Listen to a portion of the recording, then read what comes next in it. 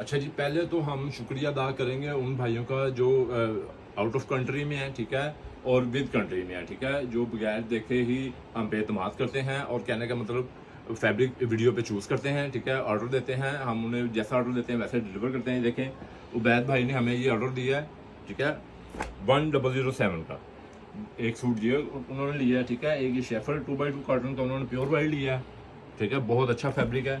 और एक ये जेट ब्लैक, ये उन्होंने कुवैत से हमें ऑर्डर दिया, हम उनका बहुत शुक्रिया अदा करते हैं, ठीक है। यह इन पे इस ये हमारी पैकिंग होती है ड्रेस कोड की, इस पे सूट पैक होंगे और इस पे पार्सल कर दिए जाएंगे, ठीक है।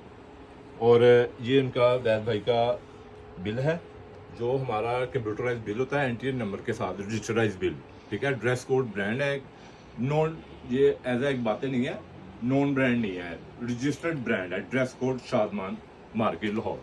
Thank you.